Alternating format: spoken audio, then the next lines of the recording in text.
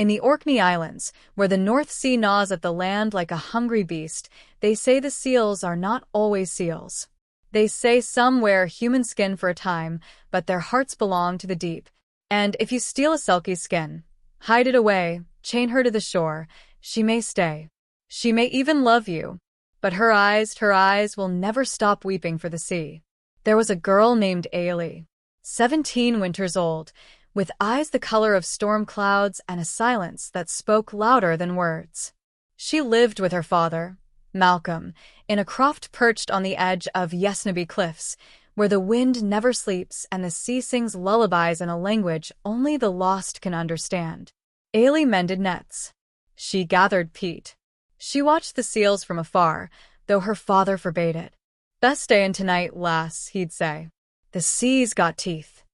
But Ailey always felt it calling, like a half-remembered dream, or a song her mother once sang. Sound. Thunder rumbles. Rain begins to fall. One night, the storm came early. Rain hammered the thatch like fists. Thunder split the sky. And at the door stood Captain Ross, a whaler with eyes like flint and a coat too fine for fisherfolk. He wanted shelter. Malcolm said no. Ross smiled anyway, a smile that didn't reach his eyes. "Herder girl's got the sea in her blood," he said. "Bad luck for a whaler." Malcolm slammed the door. But some doors, once open to darkness, never close all the way. The next morning, they found Malcolm on the rocks. An accident, the villagers murmured. But Ailey saw the bruises on his neck, fingers, not waves. And, across the crowd, Captain Ross watched her, with the look of a man who'd just claimed a prize. Alone in the croft that night, grief like stone in her chest, Ailey pried up a loose floorboard. Beneath it lay an oilcloth bundle. Old, damp, heavy with secrets. She unwrapped it, and there it was. The sealskin, dark as midnight, soft as breath, shimmering faintly like moonlight on deep water. And as her fingers touched it, a memory flooded in. Her mother, young and pale, weeping as Malcolm hid the skin beneath the floor. "I love you," he whispered. "Stay." And she did. For love. For Ailey. But the sea never forgets its own. Sound. Boots stomping. Door splinters open. Before she could breathe, the door burst in. Ross and his men tore through the cottage like wolves. He found the skin on the table, grinned like a man who'd just found gold. "Luck's mine now," he said. Then he looked at Ailey, really looked, and his voice dropped to a knife's edge. "Your mother chose the sea over you. Don't make her mistake." He left, and in that moment, something in Ailey hardened. Not grief, not fear, vengeance.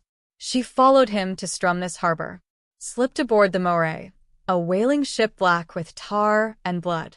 In Ross's cabin, the skin lay on his desk like stolen treasure. She reached for it, and Ross stepped from the shadows. "Knew you'd come," he said. "You think vengeance brings her back? It only drowns you." But Ailey didn't speak. She shoved him, grabbed the skin, and dove through the cabin window, into the black, freezing sea. Down she sank, the cold bit like teeth. But the sealskin wrapped around her, alive, eager, remembering. Her limbs grew sleek. Her hair floated like kelp.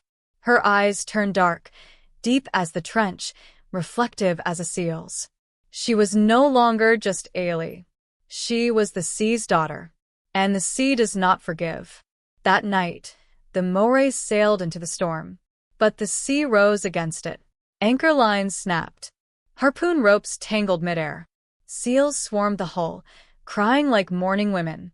Ross paced the deck, wild-eyed. "Sea witch," he shouted into the gale. But it wasn't magic. It was balance. And Ailey was its blade. On the bow, in the heart of the storm, they met again. Ailey, human once more, but feral, drenched, eyes black with purpose.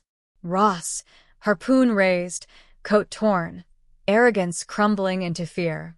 They fought on the heaving deck, rain slick, wood groaning, lightning freezing them in stark white frames. She was faster, smarter. The ship was her father's world. She knew its bones. She pinned him to the rail. She didn't choose the sea, Ailey said, voice raw. You stole her. Ross's mask cracked. I saved you. You'd have drowned in longing, like her. And in that moment, Ailey looked past him, into the churning water. And there, in the foam, she saw her mother's face. Not angry, not vengeful, just waiting. So Ailey made her choice. She took the sealskin and threw it into the sea. It vanished before it hit the water, as if the ocean had been holding its breath. Ross lunged, but the sea took him, not in rage, in silence, as if he were nothing more than driftwood. Sound, calm waves, seabirds, gentle dawn wind. At dawn, Ailey stood waist deep in the calm sea. She removed the carved seal-tooth pendant, the last thing her father gave her, and let it sink. A seal surfaced beside her, obsidian black fur, a white patch on its chest shaped like a tear. It nuzzled her hand. Then dove. Ailey watched the ripples fade, turned, and walked back toward land. Soft footsteps on wet sand. Distant seal cry, gentle, not mournful. She did not become a Selkie. Nor did she remain just a fisherman's daughter. She became something in between. Something whole. In Orkney, they say if you hear a seal cry like a woman, do not look. Some griefs are not yours to carry. Some truths are not yours to keep. But if you listen closely, on quiet mornings, when the tide is low, you might hear a girl singing to the sea. Not in sorrow, but in thanks.